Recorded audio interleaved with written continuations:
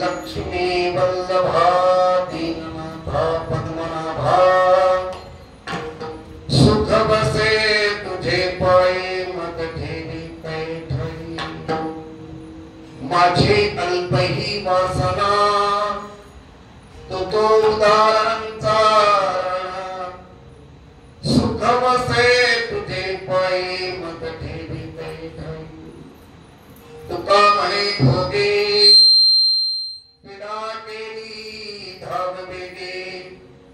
सुख बसे तुझे पाये मत ठेवी पैठणी विठ्ठल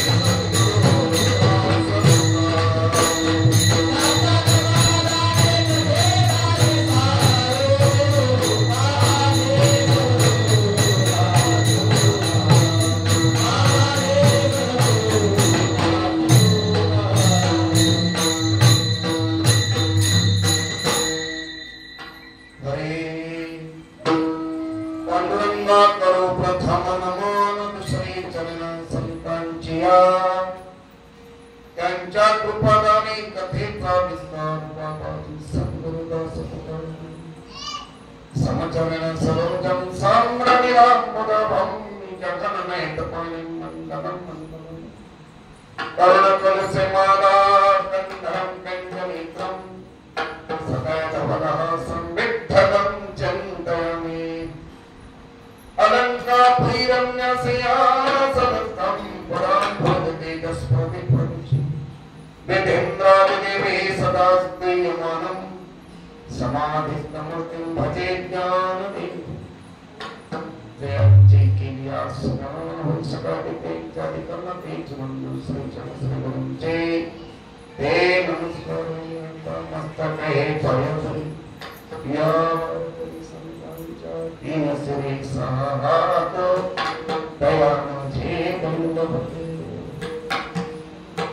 लक्ष्मी वल्लभा दीननाथा पद्मनाभा सुखवसी मुझे पाई मुझे पे धाई आजच्या कीर्तनार्थी सैनिकांना निवडलेला आहे देवाचे महान साधू विश्ववंदनीय महाराष्ट्र भूषण जगद्गुरु श्री संत तुकाराम महाराजांचा चार चरणांचा अत्यंत श्रेष्ठ साधणारा अभंग आहे.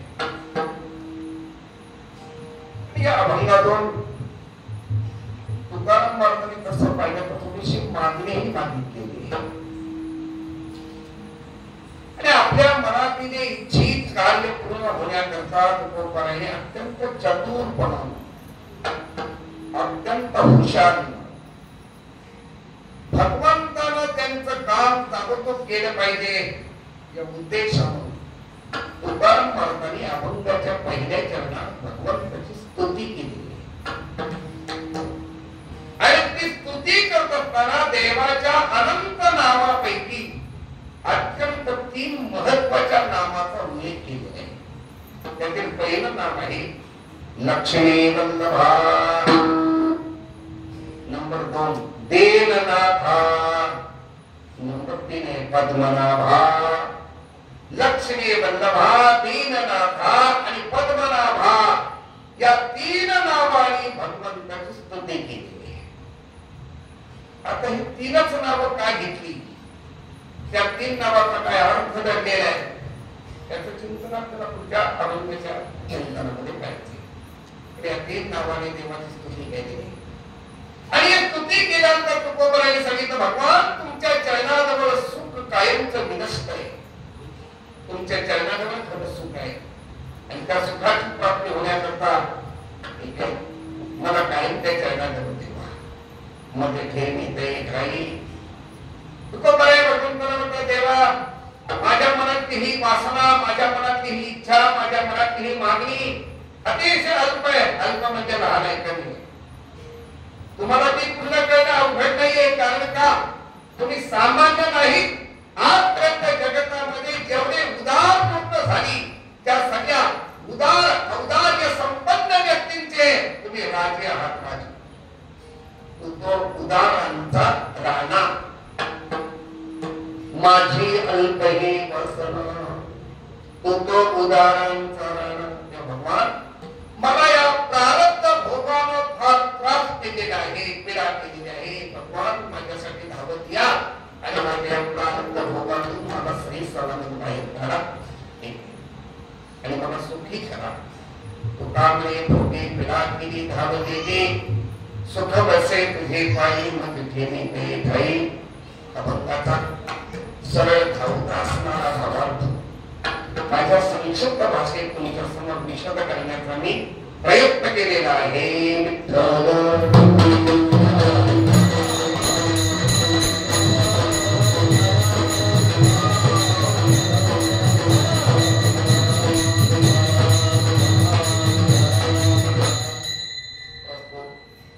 कीर्तनरूपी सेवेला प्रारंभ करण्याच्या अगोदर परिहार देणं अत्यंत गरजेचे आहे. भगवान दत्तगुरूंच्या मंदिरामध्ये दत्तात्रेय भगवंतांच्या प्रकट दिनाचं औचित्य साधून चालू असणारा हा नामसप्ताह आहे. तर म्हटलं तर हा नामसप्ताह अत्यंत पवित्र अशा कालखंडामध्ये सुरू आहे. पवित्र अशा कालखंडामध्ये मी का म्हणालो त्याला कारण आहे. म्हणून जो महिना सुरू आहे ना, हा महिना सर्व महिन्यांमध्ये श्रेष्ठ असणारा महिना आहे. म्हणजे या महिन्याच्या बाबतीत बोलत असताना भगवान या महिन्याचं श्रेष्ठत्व सांगत असताना भगवान म्हणतात की माझ्या अनेक विभूतींपैकी हा महिना म्हणजे माझ्या स्वरूपाला प्राप्त झालेली ही विभूती आहे.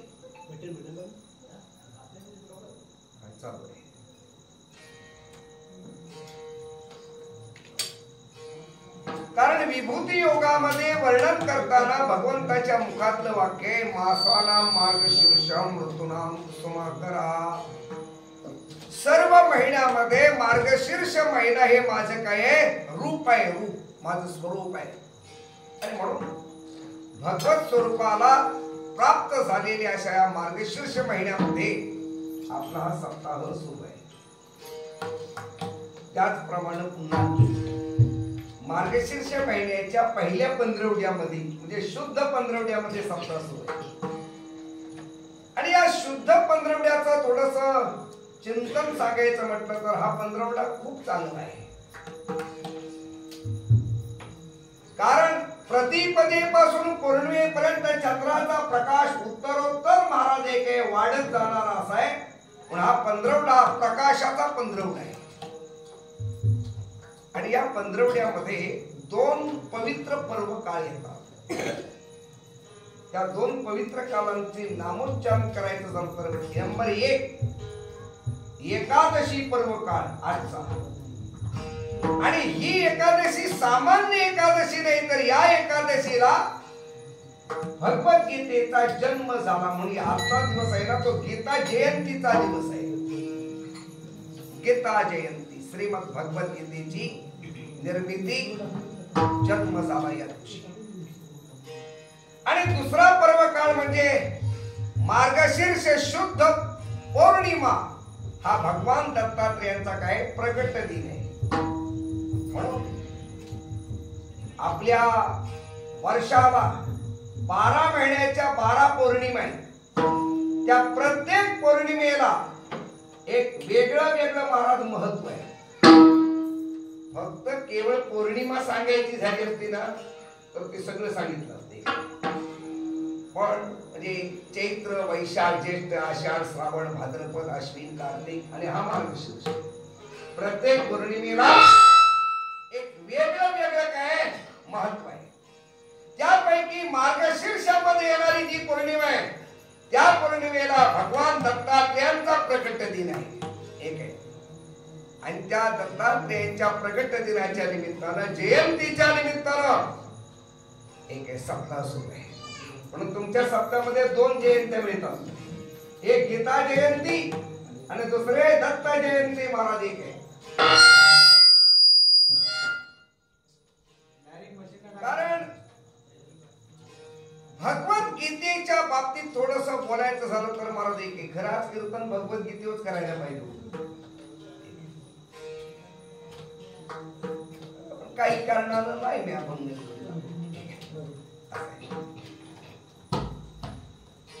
पण थोडसा त्या विषयाला स्पर्श करावा या हेतू भगवद्गीतेच्या बाबतीत जर बोलायचं झालं महाराज एक आहे तर भगवद्गीतेसारखा ग्रंथ आजपर्यंत जगाच्या पाठीवर निर्माण झालेला नाही. म्हणून ज्यानं भगवद्गीता वाचली ना त्याला इतर काही वाचायची गरज नाही. गीता सुगीता कर्तव्याक्य म्हणणे शास्त्र संग्रहे या स्वयं पद्मनाभस्य मुख पद्मात विस्मृता असं व्यासांच्या मुखातलं वचन आहे. कारण भगवद्गीता हा ग्रंथ सांगणारा कोण आहे? सामान्य माणूस नाही महाराज. सामान्य नाही तर कोण आहे? प्रत्यक्ष भगवान. बाप बाप ग्रंथ गीता वेदी प्रतिपाद्य देवता जेथीचा वक्ता स्वयं श्रीकृष्णासी. स्वयं श्रीकृष्णासी जेथीचा वक्ता. आणि म्हणून ज्या भगवान कृष्ण परमात्म्याच्या मुख कमळातून ज्या ज्ञानाचा जन्म झाला ते ज्ञान म्हणजे महाराज गीता ज्ञान आहे. ऐकलं का? आणि थोडं दुसरं अजून एक सांगतो. आपल्या हिंदू धर्मामध्ये आणि जगाच्या पाठीवर जेवढे धर्म आहेत तेवढ्या सगळ्या धर्मांमध्ये त्या धर्माचं ज्ञान सांगणारे अनेक धर्मग्रंथ उपलब्ध आहेत. फक्त आपल्या धर्माचा जर विचार केला तर आपल्या धर्मामध्ये इतके आपल्या धर्माचे ग्रंथ आहेत की मला असं वाक्य बोललं तर काही ते वावगं ठरणार नाही. आपले 100च काय पण हजारो जन्म जरी आपण घेतले तरी आपले सगळे धर्मग्रंथ आणि सगळं संत साहित्य महाराज वाचून पूर्ण होणार नाही. इतकं अमाप ग्रंथ भांडार या धर्माच आहे महाराज. वेद शास्त्र पुराण उपपुराण महाराज एक आहे. ब्रह्मसूत्र उपनिषद महाभारत रामायण आदी महाराज एक आहे. अनेक दर्शन आहेत त्याच्यामध्ये पुन्हा महाराज एक आहे. आणि म्हणून उपनिषद आहेत हे सगळे वाचणं सोपं नाही. पण माझा सांगण्याचा मूळ मुद्दा काय आहे, हे एवढे ग्रंथ जरी हिंदू संस्कृतीतील जगाच्या अनेक धर्मांचे जरी असले तरी सुद्धा कुठल्याही ग्रंथाची जयंती साजरी केली जात नाही. जयंती साजरी केली जाते ती फक्त भगवद्गीतेचीच. आणि गीता काही एकच नाही महाराज, अनेक गीता आहे. शिव गीता आहे, गणेश गीता आहे, अष्टवक्र गीता आहे, राम गीता आहे, एक आहे. अशा अनेक गीता आहेत. पण त्याच्यामध्ये श्रीमद भगवत गीता हा ग्रंथ सगळ्यात श्रेष्ठ आहे. म्हणजे अर्जुनाचं अज्ञान घालवण्याकरता कुरुक्षेत्राच्या रणांगणावर भगवंतानी जे ज्ञान सांगितलं ते ज्ञान म्हणजे भगवद्गीता. आणि त्या भगवद्गीतेचा आज काय आहे, जन्म. आणि म्हणून 2 जयंत्या तुमच्या इथं या नामसप्ताहाला मिळतात. गीता जयंती, दत्त जयंती. आणि अशा या नामसप्ताहातला आजचा हा मला वाटतं 4था दिवस आहे. आणि या 4थ्या दिवसाचं कीर्तन रूपी तुळशीदल भगवंताच्या चरणावर समर्पित करण्याची संधी तुम्हा सर्व संत सज्जनांच्या कृपाशीर्वादाने आमच्या आदरणीय महाराजांच्या कृपाशीर्वादाने एक या सेवेची संधी प्राप्त झालेली. कीर्तनाला मला सहकार्य करण्यासाठी आणि अखंड सप्ताहामध्ये सगळ्याच कीर्तन करण्यास मदत करण्यासाठी एक आहे आमची ही उत्तम अशी मृदंगाचार्य गायनाचार्य मंडळी उपलब्ध झालेली आहेत. आपल्या चिपळूण तालुक्यामध्ये जेवढे काही मृदंगाचार्य आहेत आणि त्याच्यातले जेवढे चांगले मृदंगाचार्य हे जाणून बोलतोय चांगले असं आहे. त्या सगळ्यात चांगल्या मृदंगाचार्यांच्या मध्ये आमच्या शुभम महाराजाचा समावेश होतो. त्याच्या नावाचा एक आहे. मला त्यांचं वाजवणं आवडतं आणि त्या वाजवण्यापेक्षा त्यांची नम्रता आवडते असं आहे. आणि मला वाटतं आता ही मुलं त्यांच्या सानिध्यात तयार झालेली आहेत. ठीक आहे. आणि अशी आपल्या सप्ताहाला चांगली मुलं तुम्हाला लाभलेली आहेत. ऐकलं का? आज माझे कीर्तनाला या ठिकाणी आहेत. आणि त्याचप्रमाणे तुम्ही सर्व श्रोतृवृंद आहात. मी तुम्हा सगळ्यांच्या चरणकमळी नतमस्तक होतो, प्रणिपात दंडवत करतो. ठीक आहे. आणि माऊली ज्ञानेश्वर महाराज, भगवान दत्तात्रेय आणि पांडुरंग परमात्मा माझ्या बुद्धीला जशी प्रेरणा करतील त्याप्रमाणे अभंगाचं चिंतन माझ्या योग्य वेळेमध्ये मांडण्याचा मी प्रयत्न करतो. म्हणून सेवेकरता जो बाबा अभंग घेतले त्या अभंगाच्या प्रथम चरणातून तुकाराम महाराजांनी देवाची स्तुती गायलेली. स्तुती स्तुती म्हणजे काय, स्तुती कशाला करायची सांगतो. सोप आहे. आपण ज्या वेळेला एखाद्या माणसाच्या मनाला समाधान होईल असं बोलतो ना तेव्हा ती त्याची केलेली काही स्तुती आहे. ज्या बोलण्यातून समोरच्या माणसाच्या हृदयाला आनंद प्राप्त होतो, समाधान प्राप्त होतं महाराज. एक आहे त्या बोलण्याला काय म्हणायचं, स्तुती म्हणायची. एक आहे. आणि स्तुती करणं म्हणजे काय, गोड बोलणं, सोप्या भाषेत गोड बोलणं. आणि माणसानं गोड बोलावं. आणि नाही गोड बोलता आलं नाही तर कमीत कमी कडू तरी बोलू नये ना. काय कडू तरी बोलू नये. कारण का, कटू बोललं आपण, दुसऱ्याच्या हृदयाला वाईट वाटेल असं जर आपण बोललो तर त्या बोलण्यातून सुद्धा एक प्रकारची हत्या होते, हत्या. म्हणून कबीर महाराजांचा एक दोहा आहे, कबीर महाराजांच्या मुखातलं वचन आहे, मंदिर तोड मस्जिद तोड लेकिन किसी का दिल मत तोड. यदा कदाचित एखादं मंदिर तुटलं नवीन बांधता येईल, एखादी मस्जिद तुटली नवीन बांधता येईल. राम मंदिर आमचं तुटलं होतं, आता बांधलं ना नवीन, कालांतराने काय होईल आपण बांधलं. पण आपल्या बोलण्यातून आणि आपल्या वचनरूपी शस्त्रातून एखाद्याचं जर हृदय तुटलं तर महाराज ती जखम त्या माणसाच्या शेवटच्या श्वासापर्यंत तशीच महाराज एक आहे ओली राहते, भळभळीत राहते महाराज एक आहे. म्हणून तुकोबाराय सांगतात ते वचन काय करतं, आपलं बोलणं काय करतं, भेदते अंतरा वज्रायचे. आणि म्हणून महाराज एक आहे बोलताना फार विचार करून बोला. एक आहे आपल्या बोलण्यामध्ये दोष नसावे. म्हणून माऊलीने सांगितले आटू वेगो विंदानो आशा शंका प्रतारणो हे संन्यासिनी अवगुणे जिया वाचा. आपल्या वाचेला हे सगळे दोष महाराज म्हणतात आपण जास्तीत जास्त टाळण्याचा प्रयत्न करावा. लोकांना वाईट बोलू नये, कुणाचं अंतःकरण तुटेल असं कधीच बोलू नये. मग काय करावं, बोलावं कसं, गोड बोलावं, गोड महाराज. म्हणून माऊलीने कसं बोलावं ते सांगितलं, साच आणि मवाड, मितले आणि रसाळ. थोडसच बोलावं, रसाळ अर्थपूर्ण बोलावं, ठीक आहे, खरं बोलावं महाराज. आपल्या बोलण्यामध्ये सत्यता असावी, आपलं बोलणं हृदयाला दुसऱ्याच्या आनंद देईल असं असावं महाराज. आणि म्हणून एक लक्षात घ्या, तुम्हाला कबीर महाराजांचा एक दोहा सांगतो. काय आहे मी तुम्हाला प्रश्न विचारतो. शुभम महाराज, कावळ्यानं कधी आपलं काय घोडं मारले का? कावळ्यानं कधी आपले घोडं मारले? काय कावळ्यानं तुमचं नुकसान केलंय का? आणि नुकसान केलं असतं तर असं किती. आम्ही लहानपणी महाराज एक तुम्हाला माहिती, लहानपणी जेव्हा एक लहान होतो तेव्हा कावळी सुद्धा भरपूर होती. आता कावळ्यांचा तोटा झाला.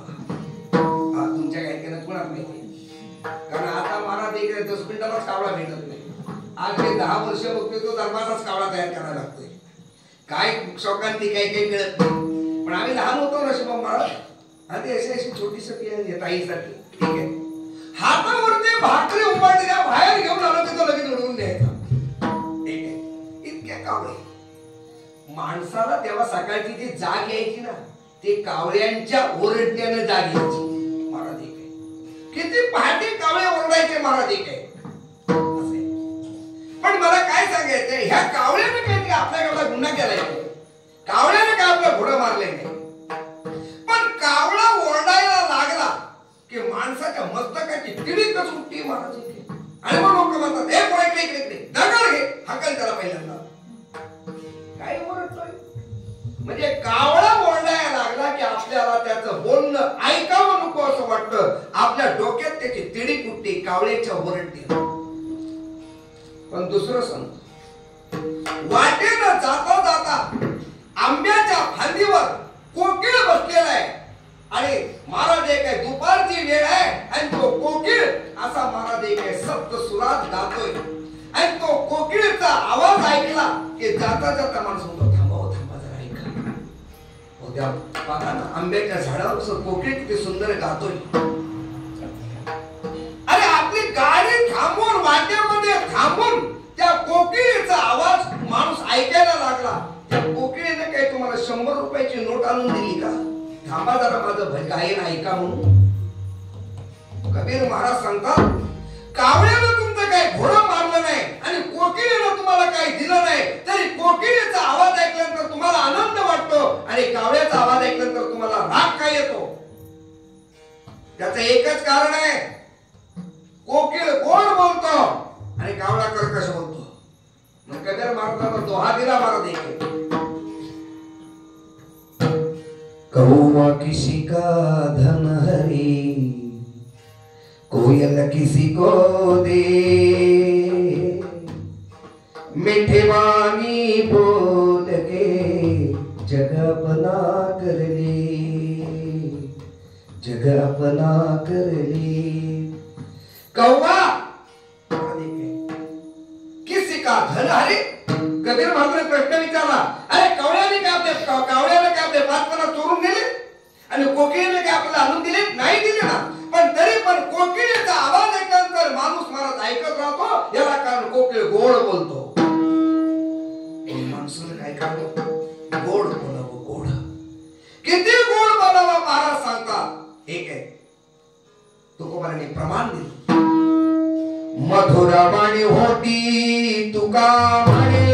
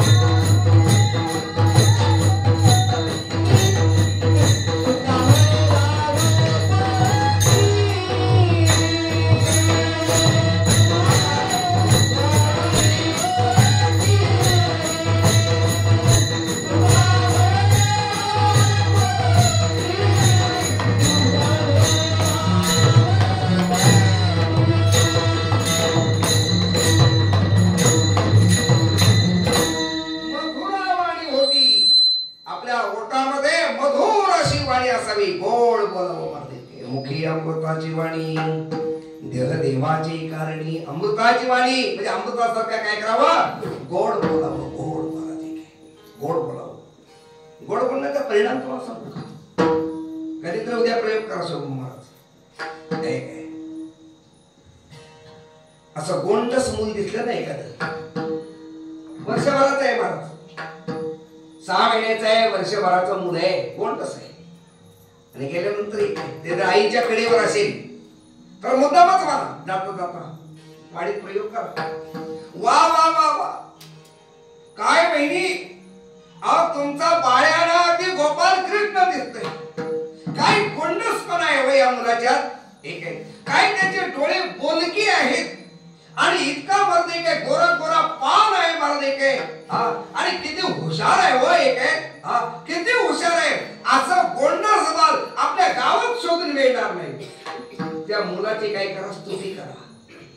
आणि इतकी त्या पोराची स्तुती केलीत ना की ती आई, तुम्ही लगेच स्तुती करा आणि निघा, 2 पावलं पुढे जा. ती आई म्हणेल, अहो शुभम महाराज कुठं निघालात? अहो थांबाला या ना, अहो एवढी काय घाई आहे, अहो चहा तरी घेऊन जा. तुम्ही कधी नाही येणार होता आमच्या घरात, तुम्हाला बिना चहाची पाठवणार. कधी उष्ण्या हाताने कावळा न हाकलणारी बाई पण तुम्हाला चहा दिल्याशिवाय पाठवलं नाही महाराज. काय का स्तुती केली, पण कुणाची? मुलाची. गंमत आहे त्याच्यामध्ये, मुलाची स्तुती करा. काय मूल कोणती गोजीरवा नाही, पण जर कधी म्हणाला काय बाई तुम्ही सुंदर दिसताय, चप्पल काढली मारली, स्तुती सुद्धा कुणाची करावी, शास्त्राप्रमाणे महाराज लक्षात ठेवा. या स्तुतीचा काय फायदा, म्हणजे जगाला गोड बोललेलं फार आवडतं महाराज, फार स्तुती करावी असं आहे. तुम्हाला सांगू का, अहो ह्या बोलण्यामुळे रामायण झालं आणि बोलण्यामुळे आमची सीता चुकली ना, लक्ष्मणाला नको दे वाईट बोलली, कठोर बोलली, रावणाच्या बंदीत पडावं लागलं. आणि आमची द्रौपदी माता सुद्धा कठोर बोलली, वाईट बोलली, मर्यादा सांभाळली नाही. शेवटी द्रौपदीनं मर्यादा सांभाळली. एक कुलवान स्त्री असून सुद्धा महाराज एक अरे दुर्योधन जेव्हा त्या हौदात पडला तेव्हा मोठ्यानं हसली, टाळ्या वाजवल्याने म्हटले आंधळ्याचे मुलगे आंधळेच असतात. त्याच्यातून महाभारत तयार झालं. म्हणून बोलताना दुसऱ्याचं मन दुखेल असं कधी बोलायचं नाही. मग बोलताना काय करावं मारले काय, बोलताना दुसऱ्याच्या मनाला आनंद वाटेल असं बोलावं. असं म्हणून एक लक्षात ठेवा, काय माहिती का, स्तुती करावी. स्तुती करावी. आता त्याच्यामध्ये सुद्धा फार मोठा भाग आहे. स्तुती कुणाची करावी, स्तुती कुणाची करू नये, याच्यामध्ये सुद्धा मोठा भाग आहे. काय माहिती का, माणसानं कधी स्वतःची स्तुती करायची नाही. माणसानं स्वतःची आत्मस्तुती कधी करायची नाही. माणसानं स्वतःची निंदा करायची. लक्षात ठेवा, मी किती नालायक आहे आणि मी किती अनाधिकारी आहे हे जगाला सांगायचं. हे कोण सांगायला लागत नाही तसं. मी माझ्या जीवनात किती पाप केलंय तेवढं जगाला सांगा, पण तसं सांगायची कोणाची हिंमत नाही. मी किती पुण्य केलंय ते भारत एक आहे, अनाउन्स करून करून सांगतील लोक. येते पुण्य केलंय, खरं म्हटलं तर तुम्हाला सांगतो, आपण केलेलं पाप ने आपण केलेलं पुण्य, तुम्ही लोकांच्या समोर पाप सांगितलं ना पाप कमी झालं, आणि लोकांच्या समोर पुण्य सांगितलं ना पुण्य कमी झालं. आता मला सांगा, आपलं काय कमी करायचंय आणि काय वाढवायचंय? आपलं पाप कमी करायचंय आणि पुण्य आपलं काय करायचंय, वाढवायचंय. मग पुण्य झाकून ठेवा, ते वाढेल, आणि पाप उघडं करून सांगा म्हणजे ते कमी होईल. पण लोक याच्या बीच वेगळी आहे. त्याच्यापेक्षा माणसं महाराज एक आपलं पाप कधी सांगत नाही, तर आपलं पुण्य सांगतात, पुण्य सांगतात. पण तुकोबाराय म्हणतात, माणसाला आपल्या जीवनामध्ये आपली अवहेलना सांगावी, आपली निंदा करावी. तुकोबारायासारखा महात्मा आहे, पण ते तुकोबाराय सुद्धा आपली निंदा सांगतात. निंदा मी किती अपात्र आहे, मी तो अपराधांच्या राशी आणि शिखा अंगुष्ठ तो पाशी. पायाच्या नखापासून डोकीच्या शेंडीपर्यंत मी अपराधी आहे असं तुकोबाराय सांगतात. खरं ते अपराधी आहेत का? नाही. अजूनही अनेक अभंगामध्ये तुकोबारायचे प्रमाण मार्दिक आहे. आपल्या स्वतःच्या स्वनिंदेची प्रमाण मार्दिक आहे. महाराज बोलतात, मी तो अवगुणी अन्यायी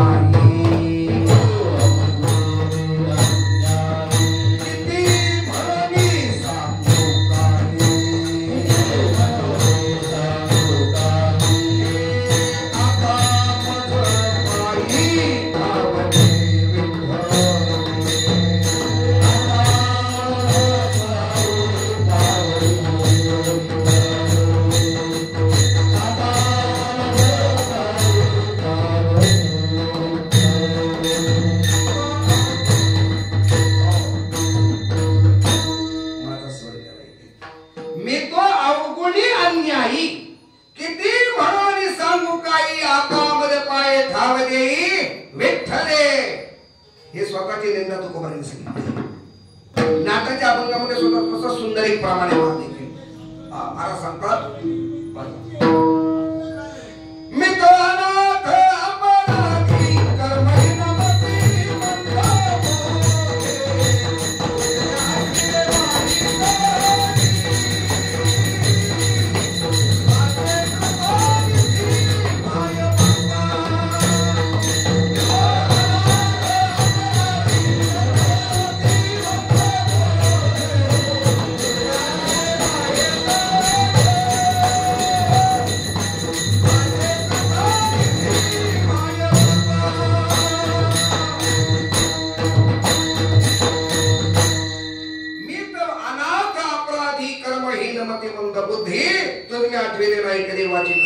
माई बापा. सांगायचा माझा पहिला मुद्दा असा आहे, माणसानं स्वतःची निंदा करावी, स्वतःची स्तुती करायची नाही. नंबर 2, माणसानं दुसऱ्याची स्तुती पण करायची नाही आणि दुसऱ्याची निंदा पण करायची नाही.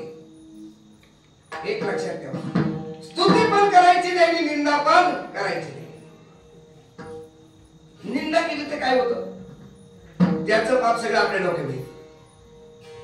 हा नियम आहे. बरं, स्तुती का करायची नाही दुसऱ्याची? जर आपण स्तुती केली तर एक लक्षात ठेवा, काही लोकांची स्तुती तोंडावर करायची नाही, तर त्यांच्या पाठीमागे करायची, हे लक्षात ठेवा. कुणाकुणाची स्तुती पाठीमागे करायची, बायकोची स्तुती तिच्या पाठीमागे करायची. लक्षात ठेवा, माझी पत्नी किती चांगली आहे हे शास्त्र सांगते, तिच्या पाठीमागे स्तुती करा. मुलांची स्तुती त्यांच्या पाठीमागे करायची, मुलं नसताना करायची. माझी मुलं खूप चांगली आहे हे जगाला सांगायचं, त्यांच्या तोंडावर स्तुती करायची. नोकराची स्तुती त्याच्या पाठीमागे करायची, आणि जर तोंडावर केली तर त्यांच्या शिकाने अहंकार निर्माण होईल ना, आणि सगळं वाटवून लावतील. स्तवनी नरा केला आयुष्याचा मातेरा, न करावी स्तुती माझी संतजने, होईल यावचने अभिमान, म्हणून स्तुती तोंडावर करायची नाही. आता तिसरा मुद्दा सांगतो, संतांची स्तुती करायची, निंदा करायची नाही. संतांची कधी महाराज निंदा करायची नाही. संतांची निंदा केली तर काय होतं, संतांची निंदा केली तर महाराज म्हणतात एक आहे, संत निंदा ज्याचे घरी, घर नव्हे ते यमपुरी. संतांची निंदा केली तर काय, ते घर नाही यमपुरे, यमपुरी सांगितलं अनेक प्रमाणे. संतांशी शोभवी कोण्याही प्रकारे त्याचे नवे बरे उभयलोकी, देवाचा तो वैरी शत्रू दावेदार, पृथ्वी धारणे दित्याशी, म्हणून संतांची निंदा करायची नाही. हरिजनाची कोणा न घडावी निंदा, सहर्थ गोविंदा नाही त्याची. संतांची निंदा करायची नाही, संतांची काय करायची, स्तुती करायची. पण मुद्दा चौथा, देवाची निंदा ही करा आणि देवाची स्तुती ही करा, सारखीच आहे. देवाची स्तुती केली ना देवाला आनंद वाटतो, आणि देवाची निंदा केली ना तरी देवाला आनंद वाटतो. होय, हो ना, कितीतरी प्रमाण आहेत बघा. देवाची स्तुती करणारी प्रमाण आहेत. आपण रोज अभंग म्हणतो की नाही पारायणाच्या वेळेला, श्री अनंता मधुसूदना पद्मनाभा नारायणा, जगन्नाथका जनार्दना, आनंद घना अविनाशा. ही स्तुती आहे. वासुदेवा ऋषिकेशा माधवा मधुसूदना कर्कादिस्तवना पुष्पसुप्ते, ही काय स्तुती आहे, देवाची स्तुती. पण काही ठिकाणी देवाची निंदा केली महाराज, निंदा संतांनी निंदा केली देवाची. भगवान तुमच्या दरबारात न्याय नाहीये, अंधाधुंदी कारभार चाललाय तुमच्या दरबारामध्ये, धुंद झाला तुझा दरबार. पुण्यवंत पाताळ लोकी नेला, दरिद्री तो भाग्यवंत केला, चोरट्याचा बहुमान वाढविला, कीर्तिमानाचा अपमान केला, धुंद झाला तुझा दरबार. ही देवाची निंदा आहे. निळोपरायणी एका अभंगामध्ये देवाची निंदा सांगितली. हरित्व निष्ठुर निर्गुण तुझी माया बहुकठी. देवा तुम्ही निष्ठुर आहात, तुमच्या मनात दया नाही अजिबात. ही तरी निंदा लहानच आहे.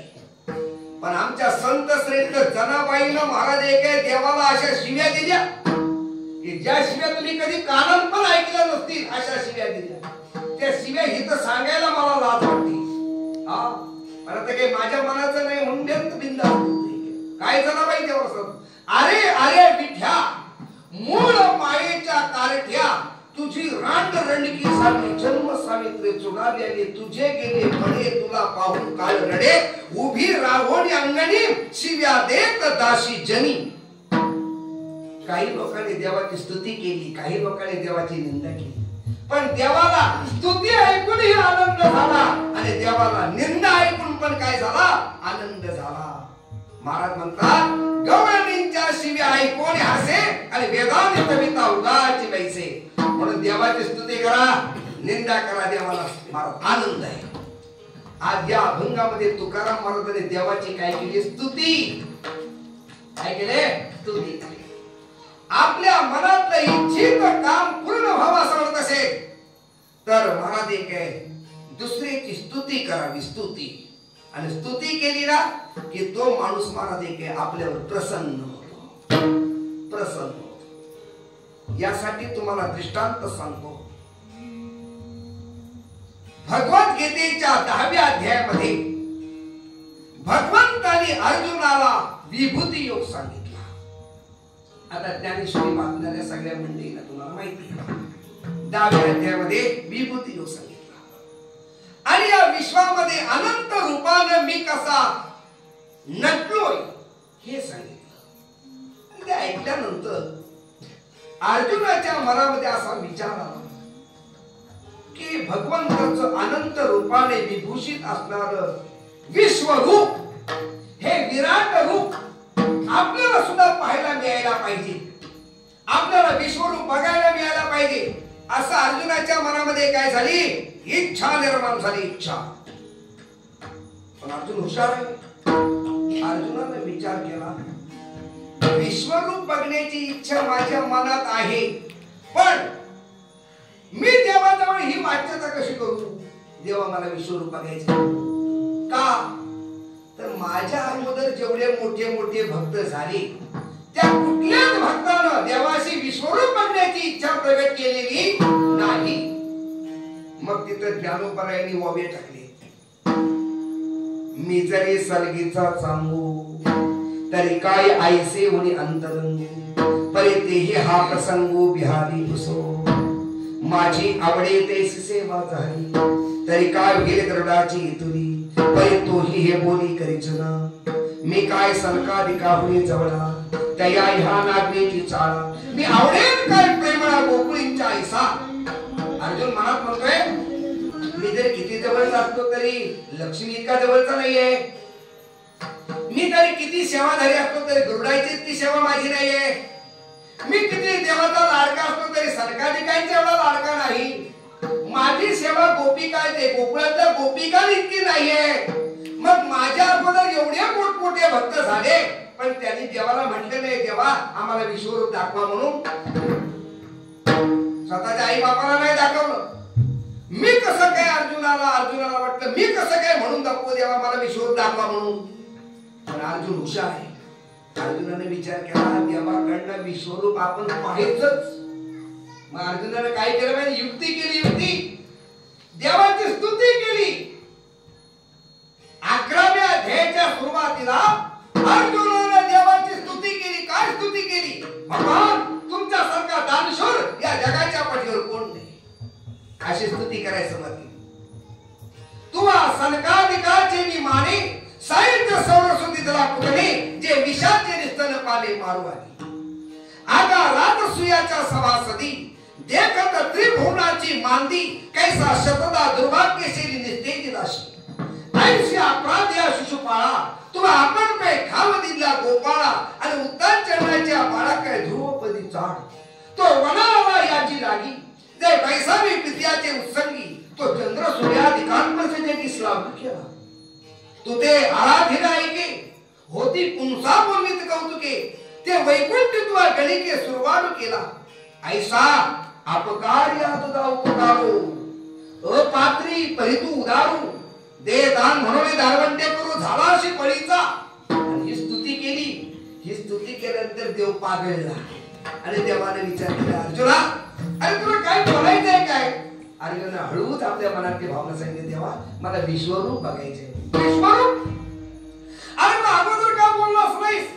अरे महाराज ज्ञानोबा सांगतात, अर्जुनाच्या बोला सरिसा देव विश्वरूप होईल आपैसा. आता आपण तो देवाला विश्वरूप दाखवलं. अर्जुना बघ बघ बघ माझं विश्वरूप बघ. पश्चिमे पार्थ रूपानि शतश्लोक सहस्रशा, नाना विधानि दिव्यानि, नानान वर्णान कृतीनच, अनेक महाराज रूपाने नटलेलं माझं विश्वरूप बघ. मी हा मुद्दा का सांगितला तुमच्या लक्षात आलं ना?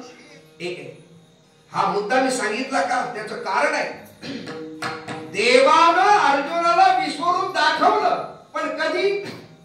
अर्जुनानं स्तुती केली तेव्हा. स्तुती केली तेव्हा. ऐकलं का? आणि हाच आदर्श तुकोबाराच्या समोर आहे. म्हणून तुकोबाराने विचार केला की तुकाराम महाराजांना जसा परमार्थ चांगला कळतो तसं महाराज संसार व्यवहार कळतोय.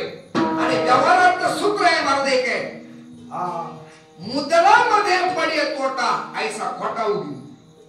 म्हणून ज्याला व्यवहार चांगला करायचा त्याला कसं करावं, काय करावं महाराज, काय जबाबदारी घ्यावी हे तुकोबराला माहितीये.